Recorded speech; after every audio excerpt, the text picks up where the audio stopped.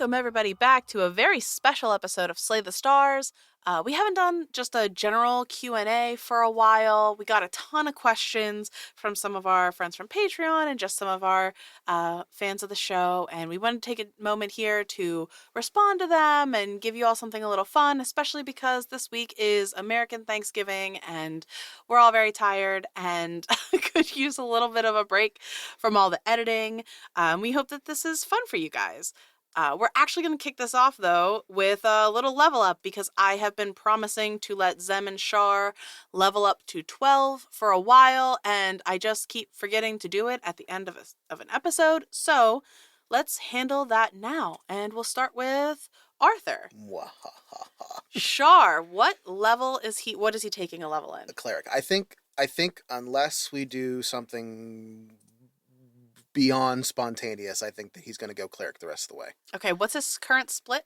5 monk, 7 cleric. All right. What interesting things does he get now at this level? That is a good question because I think it's just a spellcasting level. Good. Hey, we love I now have spellcasting. 4th level spell slots. Shar is turning into a baddie. And just a reminder, we take max hit points because there's only 2 of them, so there's nothing to roll. Death Ward! Thank God! Death Ward. Oh, I love this. I love what's happening today. Good. Well, Zem, what are you taking a level in? Sorcerer. Of course. And we're going to be Sorcerer from here on out. Okay. And what is Most this? likely. Are you 5 and 7 as well? No, I was 6 and 5. Now I'm 6 and 6. 6 and 6, a perfect split between wizard and sorcerer. 6. Ah, Just shy. Perfect. Shy the devil. Have you decided on what spell you're going to take, or any new? No, but I'm getting the Hound of Ill Omen today. Good. That is Good. my level 6 sorcerer treat. My little treat. I love that, and it fits so well because you've been using the other thing. What have you been summoning? That shadow. The shadow Spawn. thing. Shadow Spawn, yes. So this will be fun to add to that. The Hound of Ill Omen is dope. Anyway, let's get on to the questions because we have some good ones. People tried to stump us, and I'm hopeful that we can maybe shed some light on these things. Joke's on you. We stump ourselves. It's true.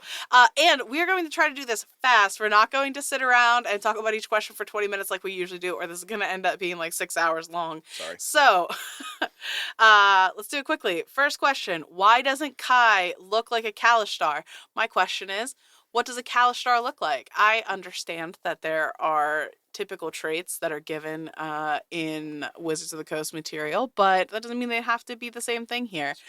And I want to point out that the first time they met Kai, or maybe it wasn't the first time, one of the times that they were with Kai, it was mentioned that Kai is definitely using a glamour, that what Kai is portraying herself as is not what she may look like without it. So we don't really know. Gotta love a nat 20.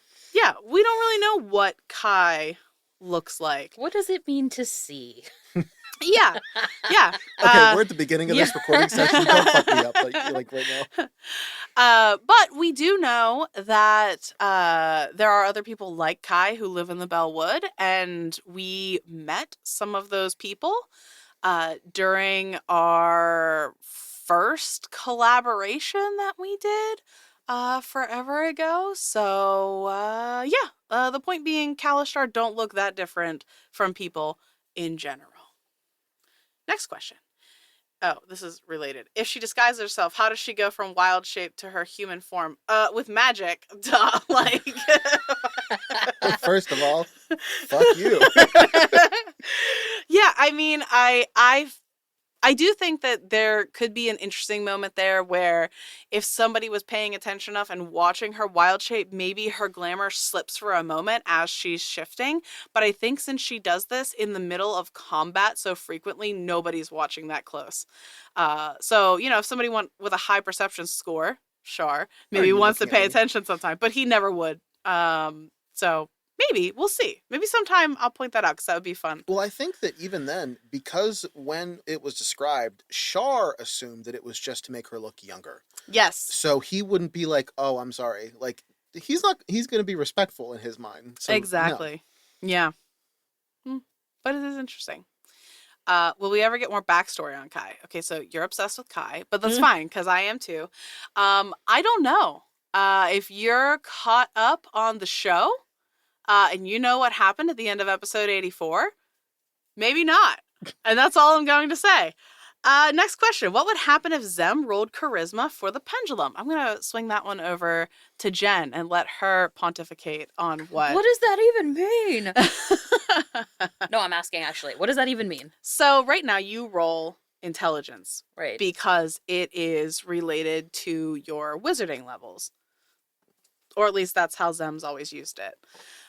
This question is asking, so what if Zem maybe said, I am going to try to use my innate, like this, whatever is inside of her. Instead of my brain, I'm going to use whatever this is to roll this, and I let you roll charisma.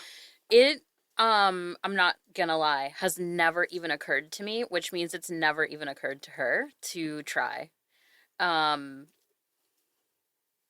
I think might occur is something wild. I think that it would be most likely very, I don't want to say explosive, like something bad would happen, but I just think it would be shocking, like shockwaves. I'm not saying something bad won't happen. Yeah, yeah, yeah. I mean, that's one thing that I think she likes to say she does, but I don't think she really has done, is like fully embrace all of the aspects that she, embody who she is. And I think it would require some of that. Yeah. Yeah, and I like this question because this is something, like, obviously when we were first talking about this item, we were deciding what you were going to roll. I did consider like how it would be different if you made a different choice, if this was going to be linked to your sorcerer powers, but it didn't make sense because it's your wizarding ability that was really giving you the foresight stuff at that point in time. We now know that Zem probably influences everything with who she is and her sorcerer powers, but I like the idea that this question is coming up now, and this could be a thing that comes up in the future because Zem is slowly discovering more about herself. And so, yes, in the event we were to try to do this now, I think that there would be a good moment for something explosive to happen. Okay. Rocks fall, everyone dies. Rocks fall, everyone dies. What would happen if Zem decided, fuck you, give me my answers instead of rolling for the pendulum? I mean, at the end of the day, this is both a Dungeons and Dragons game and also a narrative story that we're telling, right? So we do have mechanics for certain things for a reason, the pendulum being one of them, because if it was just a thing that you could just ask unlimited questions of and get unlimited answers from by just sheer brute force, that would make the game probably less fun for everybody. But if this was a spur of the moment thing where Zem really needed an answer and she rolled very poorly or worded a question very badly and didn't get an answer and was like, no, I'm willing to take whatever penalty there is, and I need this to give me an answer right now. I think narratively I would be okay with that and working out some penalty for it. I don't know. What do you think, Jen? Yeah, no, I think that would be really interesting to see.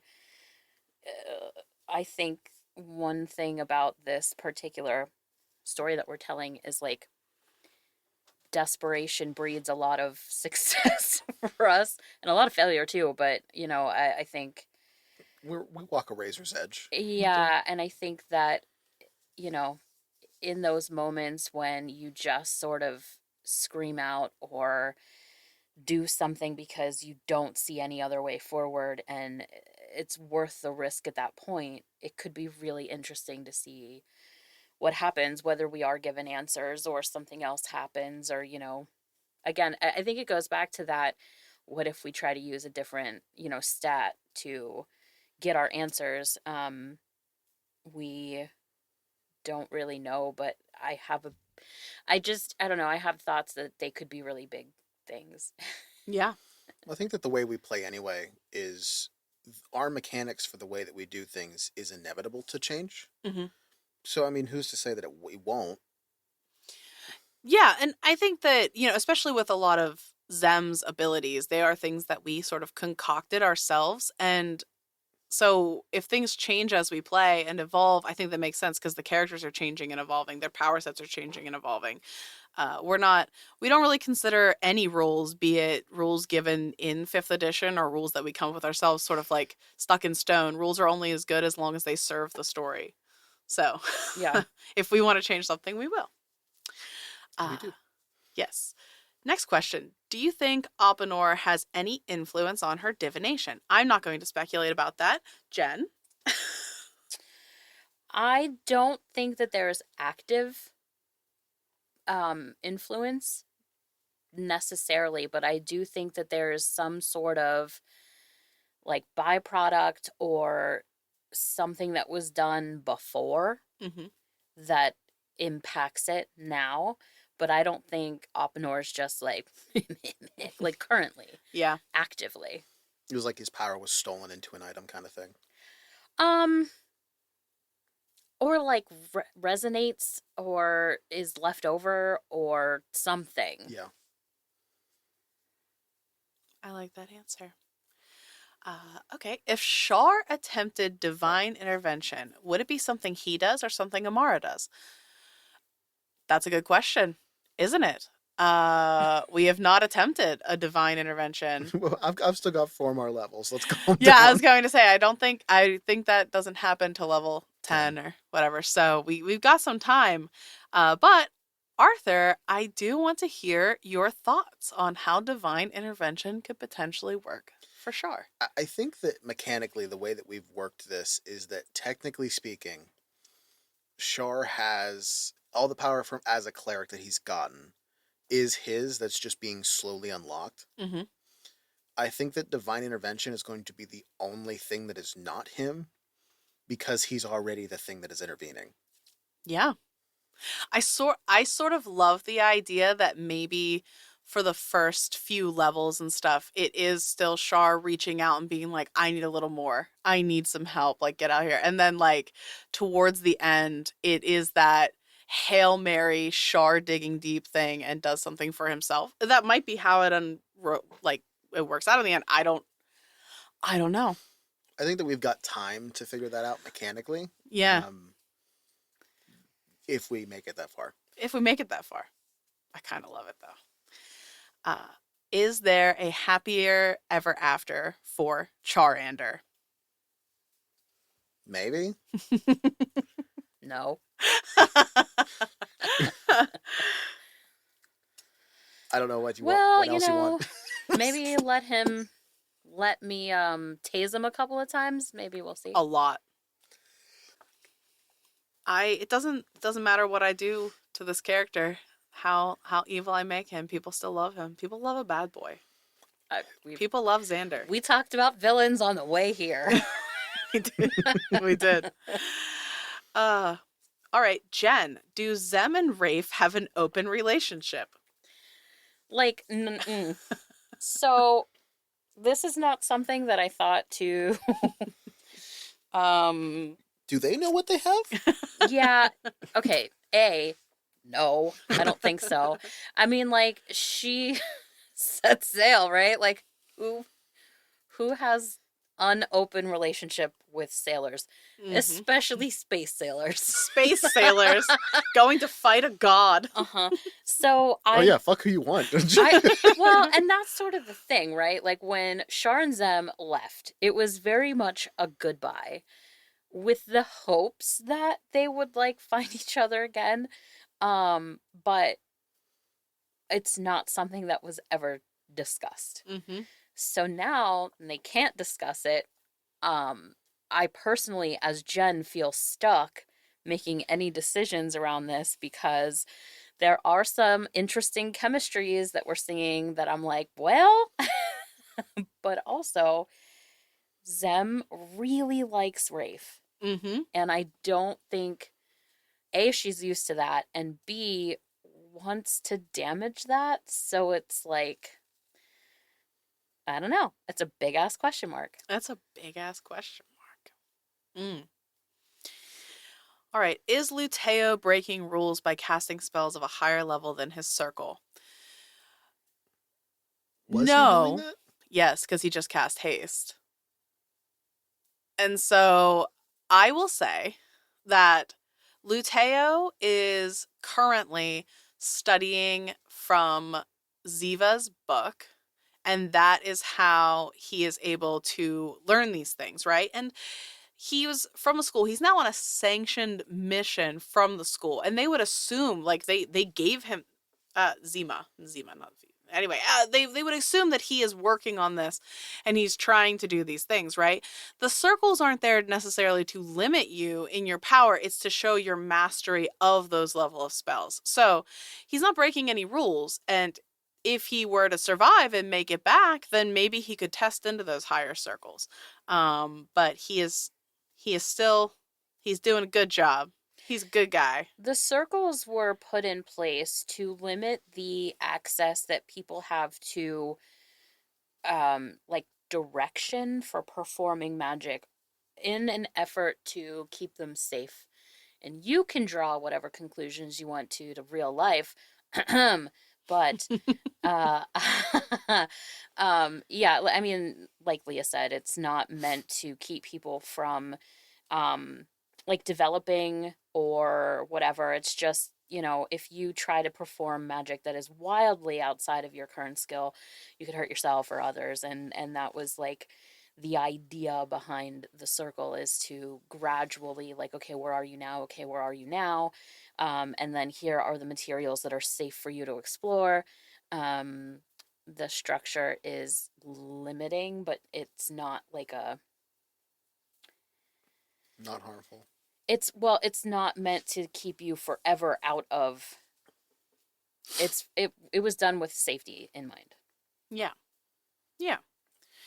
All right. What was the inspiration behind Lorne?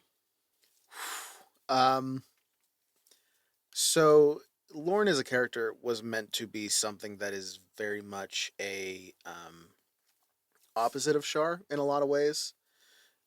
Specifically with like him that had a family that was like dedicated to not be like travel or lifeless. He had his he was set and he was complete, and that is what imploded. Char's life imploded on the way to completion. Yeah.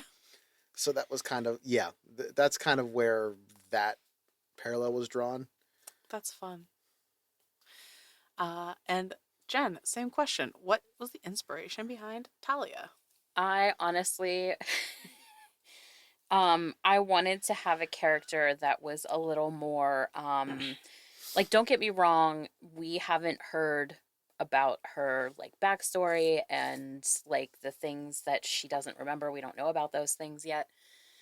So I'm not saying that there won't be angst and anger and everything else, but as far as she's concerned now with what she does remember, she's kind of like a goldfish.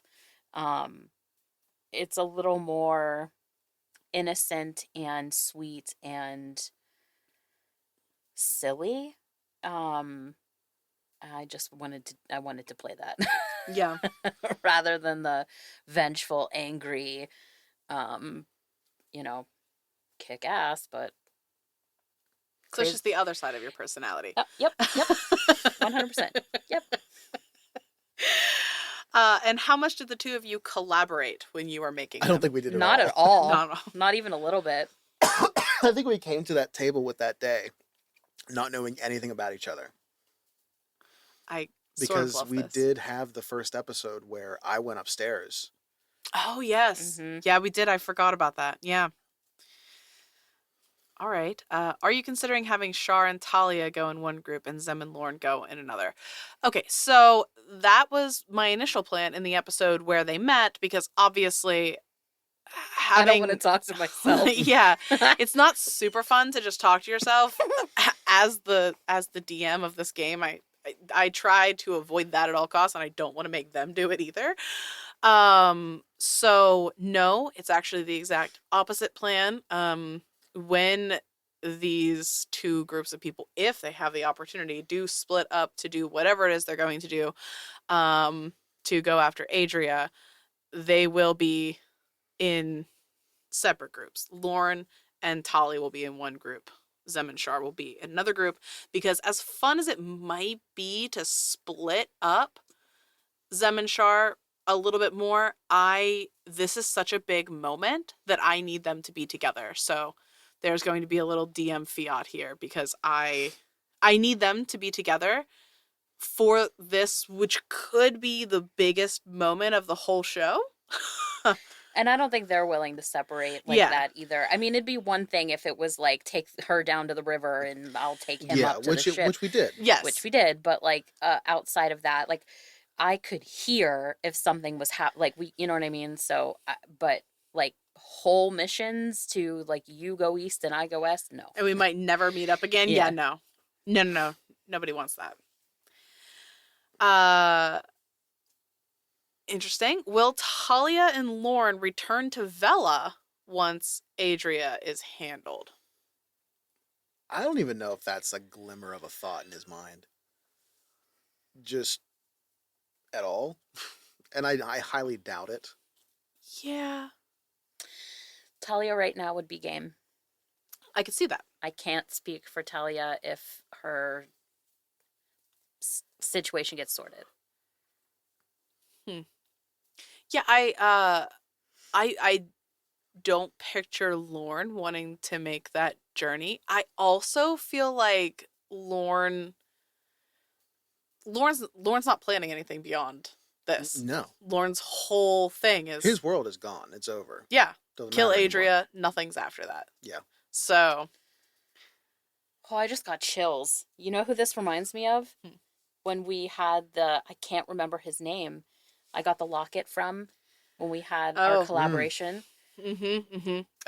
Kay's character. The Oh. paladin. Uh-huh. Oh no, Leo. Leo. Look at that. Good job, brain. Proud of you. That's what this reminds me of. It's Yes. Yes, they're very similar. They're very similar. an interesting parallel. Mm-hmm. And to follow up, can Lorne move on if he isn't killed? Probably not. It would be very hard because things that you got to remember is that he is a true drow. Drow and elves have very long lives. And he is maybe a century or two in at most. Yeah. He'd have a long life ahead of him. Yeah. Follow-up question to that. Could Lorne move on if Adria wasn't killed, but No. Zem and Shar found some compromise with her? I don't think so. I think that he would pretend it to be. And he would still find a way to end it. Interesting. Interesting. Like, he was a noble, for fuck's sake. Like, he's used to this shit. No, I agree. I just that could be an interesting turn where Arthur's character starts a crazy fight with his other character. I don't know if that's what's going to happen. Move. Anyway.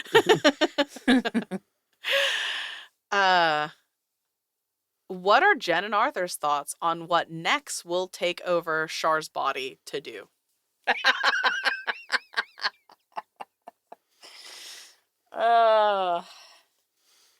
I have my, like, prevailing theory, which is, like, literally to just strangle her themselves. Like, I don't think it's anything, like, super evil. That's my hope, is that it's not super, super evil, but I think it's just like, I want to kill you myself. Mm-hmm. Maybe. I don't want to think about anything else. All I can think of is that Char's like a glove. Uh-huh. Uh-huh. Yeah, outside of that, I don't really know. Anything. I will go on the record saying I have decided what it's going to be, and it's going to be a moment. That's it. How long have they been gone from Vela? Don't ask me questions like that. I don't look, keeping time in game is one of my least favorite things. I will say they have been gone for somewhere between like a month, 6 weeks, something like that. But we finally put the time on it. We are 6 days from the next solstice when all the bad things are going to happen. So that is the time we have. Uh, what's happening back home while they're off gallivanting through space? Can I say that I have so many ideas for what's happening and no time to explore it, really? Because there's so many cool things. There's so many cool things that could be happening right now. Uh That sounds like an arc too. Or not an arc. Uh Like a core. Story too. Like I know, right? But Mm. like the thing is assuming that they handle Adria however they do so, and then they go and do whatever it is next, like are they going back to Vela? I don't know. In which case we might know. We might know. If they don't go back to Vela, then sure, we might not find out, and that could be something to explore in like a season 2 situation. Um, but just know that there have been so many ideas for things that are happening there that could pan out in by way of like side stories, if we find the time in the new year. can I tell you what I would like to see? Yes. So Zem feels very much like she inherited like a crime mob, right? A syndicate of crime, if you will. And she basically handed the reins over to Rafe. So I hope he's setting that up and like expanding and like just really putting into play this whole network. Now what I further hope is that maybe he's turning some kind of corner where it's like a Robin Hood situation. Mm-hmm. But I don't know. Mm-hmm. How well do we really know him? We don't. We don't. Uh, I think there's reasons for us to return regardless of how this ends. yeah. Yeah. So I would say that, yeah. Barring death, eventually there is a return. Even death. Well, assuming that they handle this and then we get into the third arc, which they could go back to Vela for or not, up to them. But if they were to survive the third arc and have not gone back to Vela yet, I think the ending would be them just arriving, right? I would not spend weeks, months, years on them reconnecting with every person they've ever met. We'd No. probably just call it done there and then maybe explore what's going on in the world. Although my initial idea for a second story was to step into a different plane on this hub. So we'll see, I guess. But there's all these cool stories, like what's going on in Akaris with this thrice risen dragon thing that we learned about in Milo and Mila. What's going on at Stellium with Ristos's weird ball and all this stuff. What's happening in Annenfell? Yeah. What is happening with the orc army? The you know Oh yeah, the that's the the other council's thing. been disbanded and they're trying to navigate all this political stuff while Annenfell's having a weird, thing. And okay, we now know that the child is alive, but is Tel Nim still ticked because they don't know that Yeah. this child there's a lot of stuff happening. Genevieve needs to burn at a stake. What's happening with the garden? I didn't even mention that. There's so many things. So yeah, I do feel like we just sort of abandoned a world on fire. We And did. What do you mean? You we think did. We did. We should probably go back Good luck. to that. Good luck. We were looking for a fire hydrant. we were. We were. We'll get answers to at least some of these questions at some point. Will we ever see Ein Belthor return to non-petrification and fuck Nex up? I hope so. I hope so. Does Nex want to desecrate Ein's petrified body? Yeah, probably. A lot. If they don't kill Adria by the time the solstice happens, will Nox and Nex come down and do it themselves? That seems to be what Nex was hinting at. That's what he says he wants, and no lies were detected. So, probably. Maybe. Horrifying. Arthur, who would win, Xander or Genevieve? Depends on the type of game, like combat. Like if it's a straight up combat, I think Xander, but that's not how Genevieve plays. Mm-hmm. So I mean, it would really. There's a lot of factors for that question There are. because there's no reason that either of them would get into a straight out brawl. Well, Yeah. maybe they'll fuck each other up and both will die. You have a lot of hope. Yep. uh, what are the bubbles?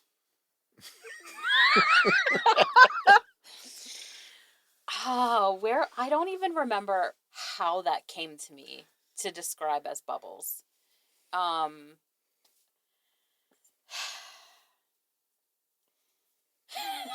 I don't know how to describe it. Um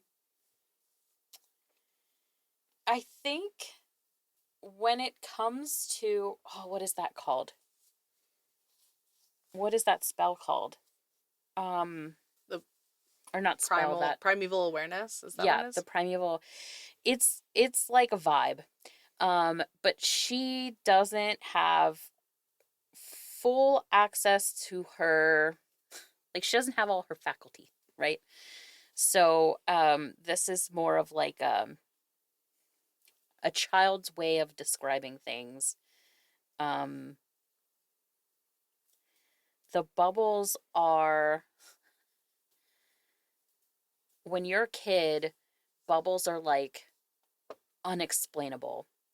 It I don't know how to explain it. It's like magic. Mm-hmm. And awesome and cool and, just very different. So the using the bubbles to describe the incredible power that she saw is why they were sharp bubbles. I think that's what I said, or pointy No, bubbles. sharp Sharp. bubbles, which is the coolest descriptor I think I've heard. They're like, so like picture a sharp bubble, like that's terrifying. Yeah. So I think that was just where that came from, but it is meant to be like Zem, Shar, and other. Yes. No, I love that. Can we learn more about how exactly Leah chose to portray Nox and Nex in her personal interpretations? Uh, for Nox, I very much wanted to mirror Zem a bit. Not because that is who Nox is, but because that is who Nox wanted Zem to think she is.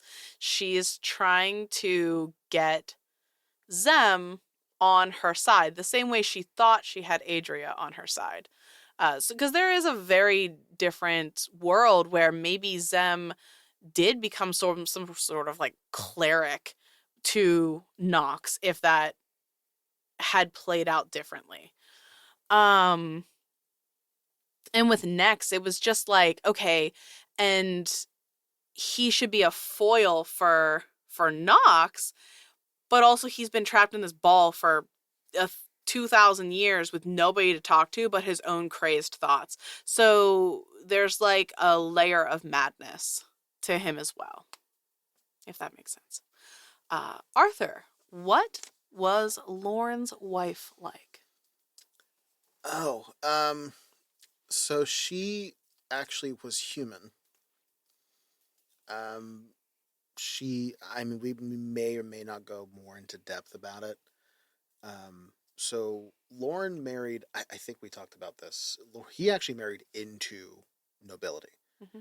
He was not himself a noble. So you can probably infer like the type of person she was just based on that alone. I think they had 3 kids. I'd have to look because I have it all written down and I can't remember shit for anything anymore. But kind soul, like wanting to help the people. Not very prejudiced about anything. Fun. I'm sad because nope, can't say that. It's coming up next episode. Just pay attention to the next episode. I have evil plans, as you can guess. Evil. What on earth is going on with Kai in general and her dream?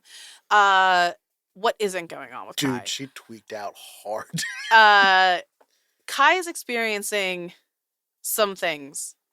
First is that her body was taken over by some force.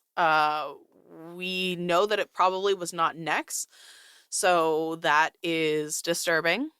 We also know that Kai and her people have some sort of connection to the stars, and being out here in this place is driving her to try to find answers, and she's not resting. And so there's a little bit of like this like insomnia madness that is kind of taking over. And she's also experiencing weird dreams that feel like they are not her own. And it seems like maybe Lorne reminds her of somebody that she has seen, potentially in a dream, potentially during that time whenever her body was taken over. Um, there's a lot going on with Kai. And hopefully we'll learn more about that or see more about that. Jen, will Zem and Dashara ever smooch? I don't know. It's not off the table. Good, good, good, good, good. Good, Arthur, does good. does Shar even know that his biological mother is on the tarot cards? I don't think he's put that together. Um, I don't think that that's something that he even thinks about, because he does consider his family Yeah. for his many faults, and there are many, is that he does consider his family his. Like, there's no qualms about that. All right. How do the dreams and nightmares play into the politics on Lyra slash how do they work? Okay. So as far as we know at this point, Adria has power over people's dreams and quite a bit of influence on the dream world. And she was able to use that to eliminate most of the people on Lyra, either by actually outright killing them or by beating them into submission using her power. Didn't seem to work on people of elven descent because they do not sleep. They do not dream as normal humans do. Um, and so there's probably a lot that the nightmares, a large part that the nightmares played in the politics, but we'll probably get more into that. Maybe. We'll see. If Tolly's memory loss is a result of Adria's doing, is the only way to break it Adria? No. Kai had a chance. It would have been very difficult. Nearly impossible, but not impossible. Um, Adria would be the easiest solution if you could convince her to break it herself. But Kai had a chance. I think maybe it's possible. For Shar, maybe? Maybe, but I don't think yet. Not yet. Probably the answer to that question is probably not yet, but it's not off the table eventually. Um, Arthur and Jen, what are you most looking forward to? Like in the rest of this arc? Ooh, Um, most looking forward to? Mm-hmm. I want to. I mean, I'm really looking forward to the resolution, to the big, the big showdown. Terrified, but that's been the whole point so far. Um, so to get there and then to see what happens, I'm really looking forward to that.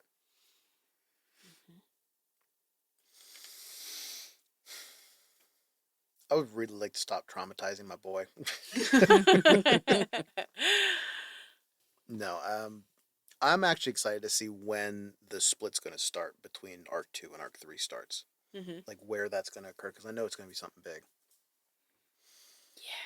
Yeah, it is. Yeah, it is. Okay.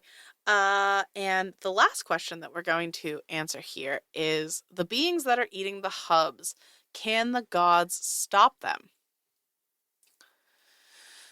So, this is an interesting question because I don't think it's a question of really can anymore. It's will. And according to what we know from Amara, it does not seem that the gods are willing to make a stand. Most of them are in favor of running, saving themselves, moving on to a new hub, creating a new hub, whatever, starting over.